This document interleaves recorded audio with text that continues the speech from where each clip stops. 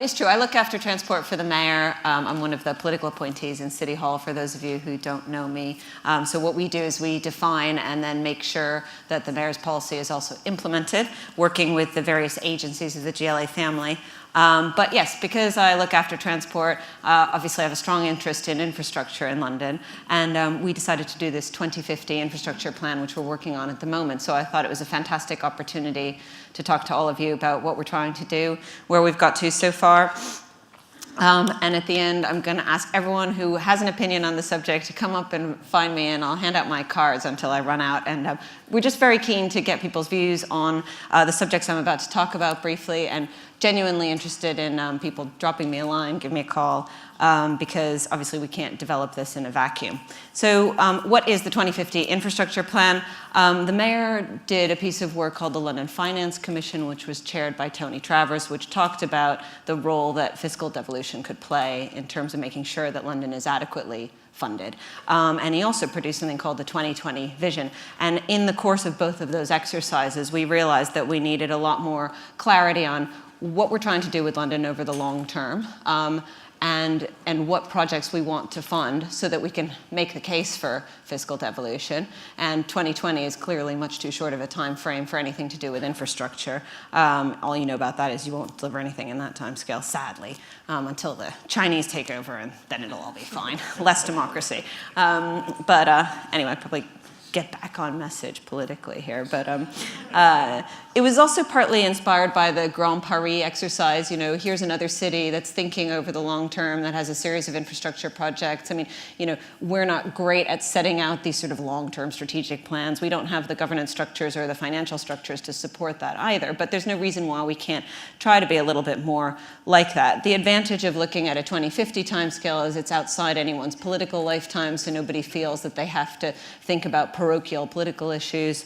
And it also looks at the question of whether the sort of funding balances over that long-term timescale. And again, because it's a little bit far away, people feel more comfortable talking about some more drastic changes. And finally, this exercise is an opportunity for us to try and set the agenda in terms of infrastructure projects beyond this mayoralty. There'll be a mayoral election in May 2016, and so we'll be looking to get cross-party political support for a lot of the projects that are in that plan. Obviously, everybody wants to leave projects for their successor. It's our job to do that. You know, Crossrail, as we all know, was first conceived of in the 1930s, so it's our job to kind of, if I want something to happen before my kids are dead, then I better come up with some ideas now.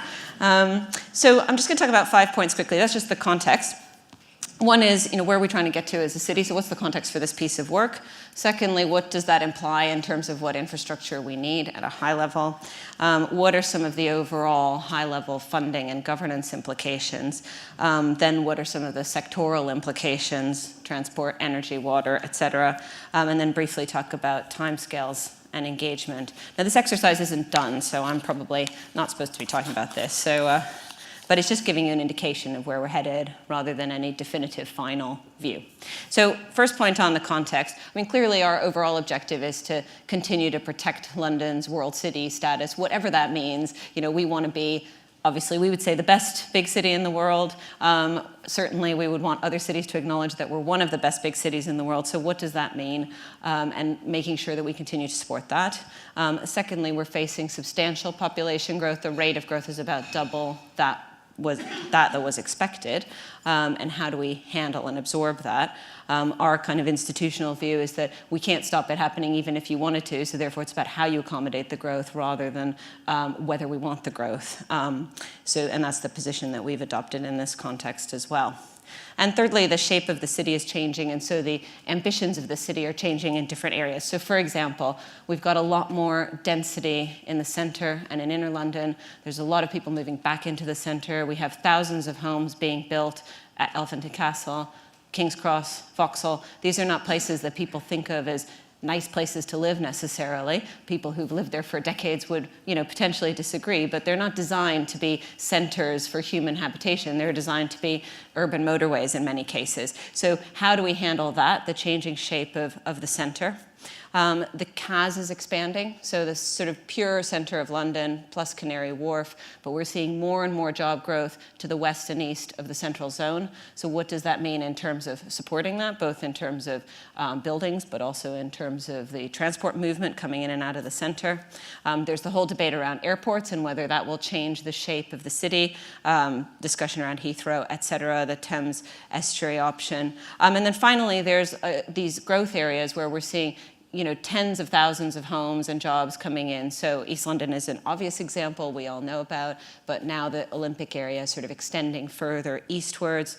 Old Oak Common is another area where there's going to be a complete transformation over the sort of 50-year time scale. But there's also areas that are less talked about, such as the South London town centres, where they're seeing about twice the level of growth that they expected, twice the level of growth that was expected in the London plan. So this whole idea that London might become multi-centric, or that if not that at least more of the growth is going to be experienced outside the central area, seems to be now finally coming to fruition. Although for decades people have said it's going to happen, nothing really happens. But when you actually look at the growth in these individual areas in terms of planning applications coming forward, number of people moving in, number of jobs, we're starting to see that growth that people have kind of expected or wanted to happen for a while. And then you've got places like Barnet, where you've got Brent Cross, Cricklewood.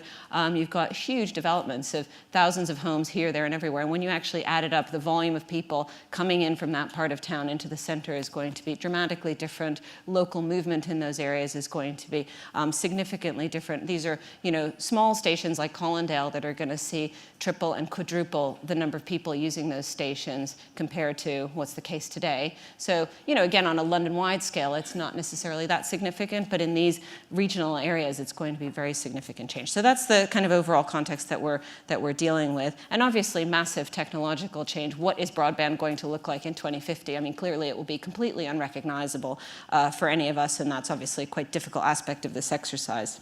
So what are the implications of that? So our projections are, at the moment, we've got a population figure of about 8.5 million. Next year, we're expecting to hit London's all-time high in terms of population. That was the 1939 figure of 8.6 million.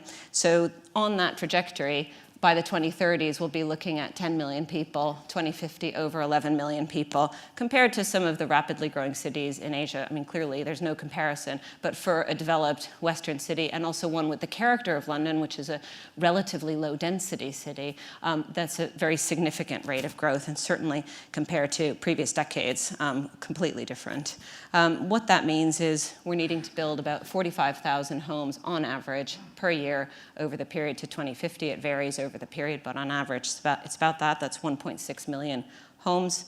We'll have more than 50% growth in public transport trips on the network overall, partly because of continued mode shift out of car, but also just because of the growth in population. And we're also seeing a rate of trip growth that outstrips the growth of population. In other words, the individual person is making more trips, so trips per capita are going up as well. And it's counter-cyclical in terms of the economy, so it's quite interesting and counterintuitive. We need 500 plus new primary schools, 160 new secondary schools, and clearly there's issues around energy, flooding, et cetera, that need to be dealt with over that time scale as well.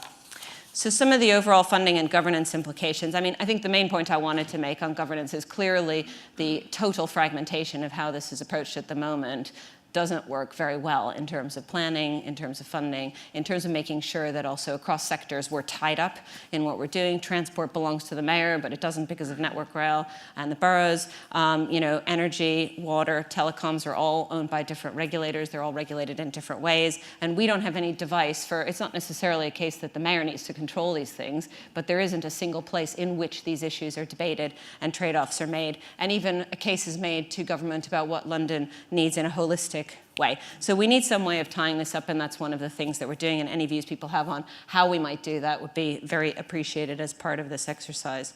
And then obviously the other big picture implication is you won't be surprised to know that we're saying we need additional funding, that the percentage of GVA that we believe we should be spending on capital infrastructure in this city is significantly higher compared to the percentage we're spending today. The estimate over the period to 2050, I mean, clearly you could, make up a number. But there's been a detailed exercise that we've been through, which no doubt is wrong, but just in a ballpark sense is about £1 trillion over the period to 2050, which isn't radically different from what we're spending today, but it is sort of, depending on the sector, 50% more per annum than what we're spending at the moment, in some cases 100% more. So that sounds, perhaps absurd or naive to think that we could get that kind of funding. But when you start to look into it on a sectoral basis, there are a lot of opportunities there that clearly we're not taking advantage of at the moment. Certainly in my area in transport, there's massive opportunities for tapping into third-party revenue. The way we fund and finance large-scale projects, Crossrail 2 is a good example that we're thinking about at the moment. Clearly Crossrail 1 was a step forward from what we'd done previously, but Crossrail 2 needs to be a further step forward in terms of the sources of funding for that kind of a project. The percentage coming from the public sector needs to be substantially smaller than what it was in Crossrail 1, for example. But there is a funding gap, and so one of the things we're looking at is how we could address that. Are the London Finance Commission proposals sufficient? Are they too much? Because we know we're not going to get all of the things that were in the LFC. So which of those things are going to be, the best tools to try and close this funding gap? I just wanted to give you some examples of what this means on a sectoral basis. So in my area, we're talking about a 20% increase in trips into central London over that period. So the kinds of things that we're looking at to do about that is effectively recognizing that the tube network will reach its theoretical limit in terms of capacity over the next couple of decades, and getting rail to play a much more significant role in terms of a variety of movements across the city, rather than rail as a feeder into railheads and tube moves people around the city, that actually you use rail, as Thameslink and Crossrail are starting to do, more as a multi-point way of moving around the city. So clearly there are rail connections through the city, across the city, that are heavily underutilized at the moment. There's major bottlenecks. This isn't going to happen without major capital investment, but it's things like unblocking bottlenecks on the Network Rail network. And the mayor and I were talking to Mark Carn the other day about how we can align ourselves with the Network Rail program to tell a much better story about what it is that we're trying to do in London on the Network Rail side, so people can understand what all of these individual projects add up to, and it can be seen as a strategically important exercise, not simply adding a platform, changing a junction, and that kind of level of debate. East London, on the transport side, again, growth is going to continue to spread eastwards. Clearly, we're bringing Silvertown Tunnel forward, but nobody thinks that's going to be adequate in terms of East London crossings. There's the Lower Thames crossing that's being proposed, but we need 3, 4, 5 additional crossings being proposed in that area. We need to be opening up new housing areas, places like Riverside, where we're proposing a rail extension. So thinking about transport as a housing investment rather than as a transport investment. The huge pressures on quality of life, air pollution, making London a nicer place. So we've proposed the ultra-low emission zone, and those kinds of things will need to come forward. And then how we get the outer London town centres to how we support that growth, which is orbital movement by rail, orbital movement by road. The mayor recently said a bit about the road tunnel work that we're doing at the moment. So I'll probably leave it there. Actually, I could talk about the other areas, but in the interest of time, we'll do Q&A instead. But that's the kind of thinking that we're doing. So effectively, we're not looking at 200 projects on transport, but we're also not saying we need £10 billion to do a set of rail projects. We're trying to get somewhere in the middle territory between that, which gives people a sense of what types of projects at a high level are needed in order to support the kind of growth that we're looking at and the changes in aspiration, as I said. So just briefly on the timescales, we're going to put out a consultation report in the summer, early summer, and then we'll put out a final report in September, October time. And like I said, we're very keen to get people's views on this exercise. There will be a consultation starting at the beginning of the summer, but at the moment we're just trying to hoover up ideas. We've talked to a lot of professional associations, to many of you in the room, but anyone who's got views on the subject, very happy to talk. And I think I'll turn it over to Q&A, Anthony. Is that acceptable? Absolutely, yes. Thank you. Okay. Thanks very much. Yeah, thanks very much for that overview. We've got about 10 minutes, correct? 10 minutes? I don't know. Whatever time you want me to be here for. Good, thank you. I was listening to a traffic planner speak the other day who had some quite radical thoughts.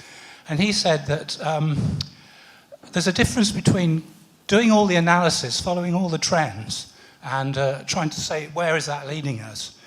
But you can take a different view. You can say, in 2050, what would we like to see London looking like and feeling like as an experience? And if you start from that point, you may come up with some quite radical different answers and different priorities. What do you think about that? I definitely agree. And I think traffic is a great example, actually, where rather than saying, here's the growth and congestion that we're forecasting, how do we manage that? But actually, what level of traffic do we think is the right level of traffic for different parts of London? I mean, so to take that example, my own view is that, first of all, we want to be looking at basically, we should be moving towards a world, and hopefully the 2020 ultra-low emission zone will help us start to get there, where certainly in the center you would want only zero-emission vehicles to be driving around, but also that the volume of movement in the center is much lower.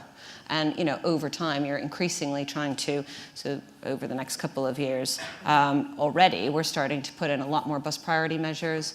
We're putting in much more road space will be reallocated to cyclists. So we're putting in segregated cycle lanes in some very extremely difficult and sensitive locations for traffic. But that's because, that's not going to be good for traffic in the short, maybe even to medium term, but it will be the right outcome in the long term because it's driving that mode shift to walking, cycling, bus use, and also driving people onto the tube network, and that must be the right answer. There's no city in the world that's going to be going in a different direction from that, I think. It's just a question of who gets there first. And to me, London's kind of brand proposition on the world stage is about quality of life. If you want to make the most money, you wouldn't necessarily come here. If you want to, live in the most fast-moving city, some of the Asian cities might be better for that. But if you want to have a nice quality of life, parks, low density, museums, all that kind of stuff, that's what London stands for amongst young professionals in the global elite who are making decisions. And to a large extent, that is what drives our economic success. So it seems to me we really need to be fueling that brand proposition. And, traffic is one example where we need to be on the cutting edge. We've got some very large projects such as High Speed 2 on the stocks, and I suppose I'm interested to hear what your view of how you see a project, a national project such as High Speed 2 really impacting London. Whether you think it is something which we need to do an awful lot more work to be able to cope with. And I'm also interested to hear your views on the other big project and the other big development issue, which is around airports and aviation. We've got the Thames hub going into the Davis Commission this Friday. We had the Heathrow and Gatwick proposals being discussed a week before. Where are you? Is it critical for London that we shift the hub, or is it? Where are you on that? On the second point, I think the mayor's views on that are pretty well known. In terms of the estuary airport, it kind of goes back to your point about what kind of, if you were designing the city for 2050, not constrained by incrementally moving from where we are today, I think a lot more people would agree that having an airport in a different location would be the right thing to do. Clearly we think that additional capacity at Heathrow is just not tenable in terms of the number of people overflown and all the issues that we know about. If we can be brave enough to really seriously look at that opportunity, then, that's the minimum that it seems to me would be required, is to just suspend disbelief, if that's the way people have to look at it, and kind of try and put yourself in the future and cast backwards.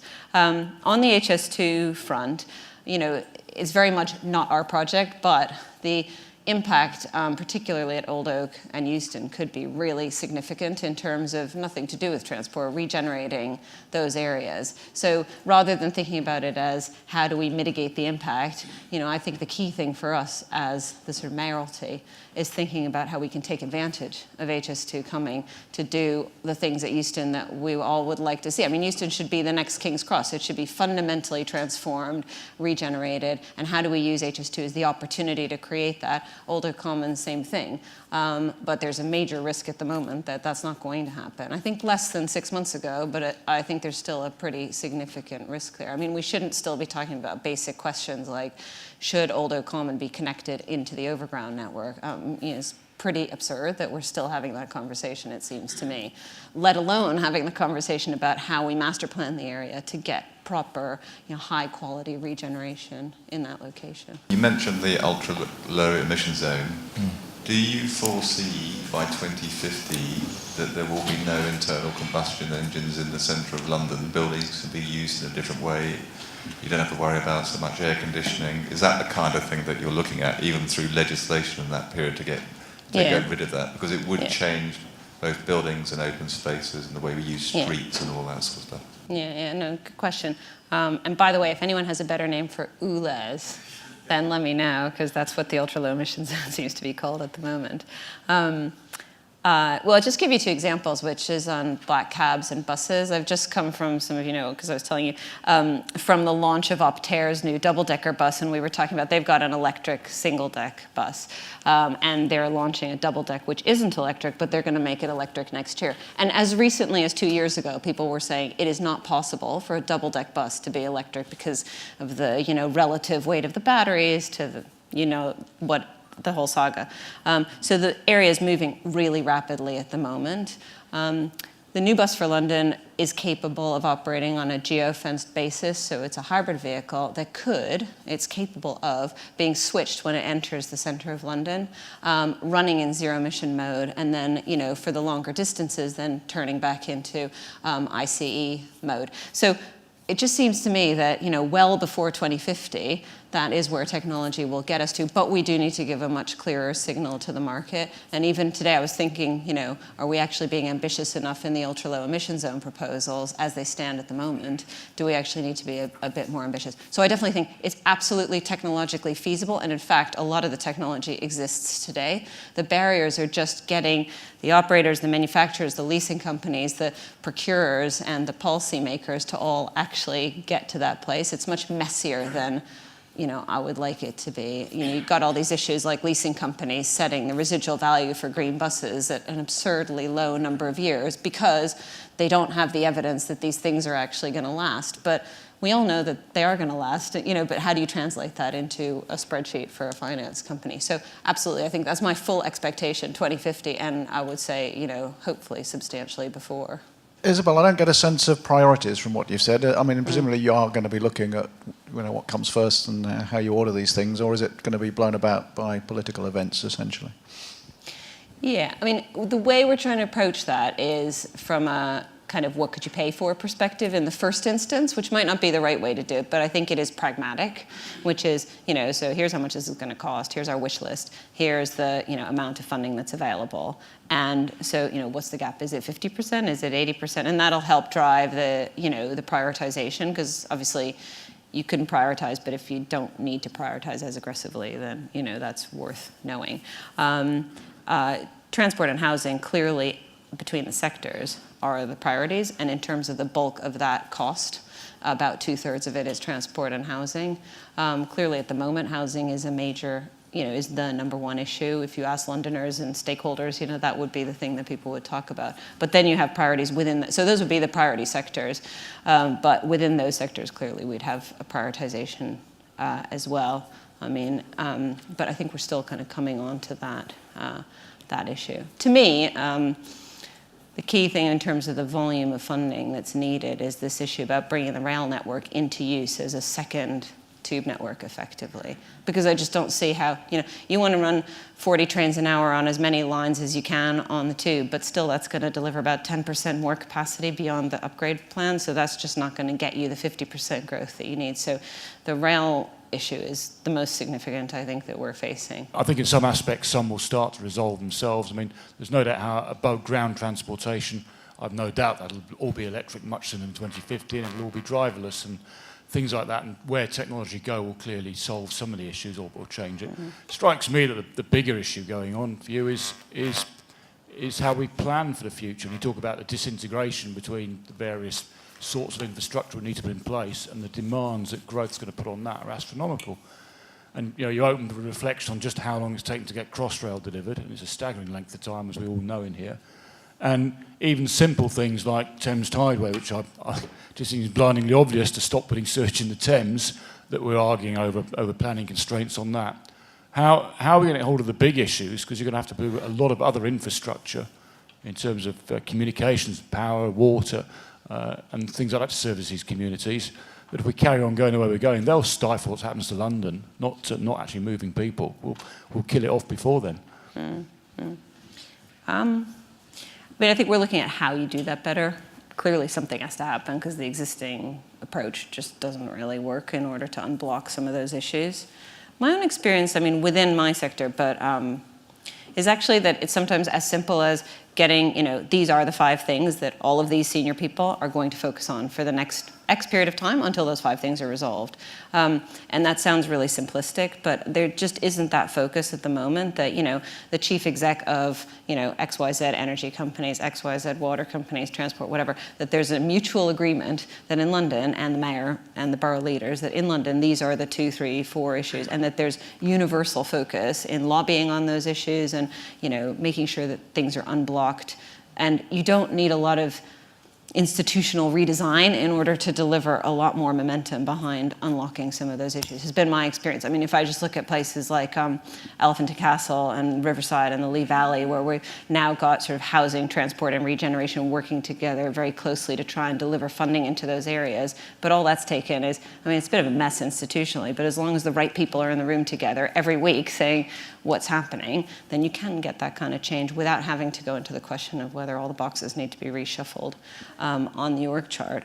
But the other thing I would say is that, I was saying earlier, there's an issue about people who have the kind of skill set to be able to do some of this deal making. So if I think about something like Crossrail 2, what kind of funding package are we going to put together? It can't be a rehash of Crossrail 1, we all know that. But where are the group of people who know how to A, define that, and B, actually get it across the line? And at TfL, all roads lead to the same guy, and you kind of think it can't be the answer that given the volume of projects we want to get off the stocks, it's not just Crossrail 2, it can't be this one guy who's going to do all of it. But it's a particular skill set, which isn't a kind of technical skill set, but is about bringing the right people to the table and actually getting the deal done. So I think there's a real issue there that's partly about institutional setup and partly about skill set too, certainly in our shop. On Crossrail 2. You talk about the skill set and the need to actually do things in a holistic manner. Is there any chance of having Crossrail 2 following Crossrail 1 immediately? Is that viable within this sort of medium to long-term strategy? Or the short answer is no, but we would love it if it were possible, and clearly that is what should have happened. But I think our current plan is to park all of the Crossrail 1 people with HS2 and then steal them again for Crossrail 2. So there is a plan for how we're going to kind of sort of put them in a holding pattern. So the connectivity is there. If we yeah. But that's part of the function. As we've all talked about endlessly, of having a long-term plan is then you can tell everybody from a 5-year-old up to a 50-year-old that there is a pipeline of projects there, and they can have the assurance to go into these fields and know that they're going to have something to do for their career. Nelson's actually just asked the question I was going to ask. We were hearing from Alison Munro this morning about the training academy that's going to be set up for HS2, and we know about the very successful training academy for Crossrail. And in reality, those people who are being trained, their tunnelling is being finished in the next 4 to 6 months. And we lose all the value of that. And it just seems really important that when we're thinking about these projects, we're thinking about continuity. Because it's to do with cost, it's to do with people's lives, it's to do with skills and everything else. Yeah, I absolutely agree. We've got the Crossrail 2 timetable now down from, it was sort of 2030s, sort of back end of, to sort of 2033, and it's now 2029 is our planning assumption for Crossrail 2, which is based on some actual, facts, not just, picking a number out of the air. But that still means bringing the hybrid bill forward in 2017, which isn't going to help the people tunneling Crossrail. Although, I'm sure Thames Tideway can take some of them, that is part of the plan, is trying to find ways that we can use them in other parts of the industry. Nuclear is another area where a lot of the tunnelers on Crossrail, we're trying to kind of make sure that there's some continuity for them in the nuclear program, because there is quite a lot of similar skill sets that are needed. It depends on the area. Some people you can find places for them to go, but you're absolutely right. We need a much more strategic approach to that. Mine was a Crossrail 2 question as well. I was going to ask for an update on Crossrail 2, which you've sort of given us. And I noticed you're talking about 2017 for the hybrid bill. It seems to me that actually there might be a lot of traction then for that, given that Crossrail 1 will just be coming to fruition, and hopefully everybody will see how transformative that is. Yeah, I mean, one of the things that we're doing this year also, I mean, two things, just sort of observations. One is there's a perception that Parliament will only handle one hybrid bill at a time, but there's no evidence that this is, this is not a legal requirement. And it seems a bit of a hangover from a period when I think the Crossrail 1 hybrid bill committee was pretty painful, and then everyone said, oh, never again. So it was hard to get MPs to sit on these committees. But there's no objective reason why we couldn't have 2 or 10 hybrid bills as far as I'm concerned. So we just need to kind of debunk that myth that we can't have 2 hybrid bills coming forward at the same time. So we're doing a bit of groundwork to try and make sure that there's no perception out there that that's an issue. The other thing is we're trying to do a bit more work up front on the safeguarding to effectively try and define the route, in part driven by how you fund the route. So if you want to try and tap into the land value uplift, then you might actually do the route slightly differently in order to maximize the land value capture, which is the way that you should be thinking about these things, so that you're thinking about the technical transport solution alongside how you're going to get the money at the same time, not here's the route and now let's see whether we can kind of cajole some funding out of this. And you sort of bake in your buy-in to the project in that way, I suppose. Yeah, so, I mean, we have looked at whether we really, could we use the DCO process instead of hybrid bill, but, we'll see. I'm going to be talking about the Thames Tideway tunnel in a minute, but just to help everybody who's worrying about all the tunnellers, the next project in the ground is the Thames Tideway tunnel. It will be digging a tunnel 25 kilometres long, as large as a Channel tunnel, starting in 2016. So don't worry too much about your tunnel. I think it's more the others. There's a whole range of other skill sets there that are potentially going to kind of go missing over the period. I once went to a particular gathering where you did say at the beginning that you're not party concern, and you try to separate your role I'm from politically restricted. Yes, you are. And I think if I can play the game, I'm not Boris, and I would never claim to be Boris, but Boris came into a room and he said, I think it was CBI, one of these conference, and he came in and he said, I had a dream. And I had a dream, and that, there was a new, airport built in the middle of nowhere. It was done in 5 years, and the dream was, I just woke up, suddenly I realized I'm in Hong Kong. And it was done by UK PLC. And I happen to be a hero. Question for me, can I play that back and say that I had a dream, and to say in 2050, somebody said to me, somewhere with high-speed 2 coming through, Birmingham will become a suburb of London. How do you see that? Wait, what was the last bit? Birmingham will become a suburb of London. How is that? If you have the high-speed 2, and it does Birmingham to London in 45 minutes, I'm trying to think about what the politic answer to that would be. Just stick with me. Stick with the story. And it's 45 minutes, 50 minutes, and you oversee the London Underground map on it. It fits into Zone 5. Correct. Yes. Roughly. Don't worry. We're always open to the expansion of London's political boundaries. So is there an agenda behind? I think all mayors would agree with that statement. I just wonder whether there's an agenda there, and if that's the case, maybe I don't need to move from Birmingham. I just have to live where I live. I just assume I'm in Zone 5. That's the question for you. Okay, well, I think that's my answer.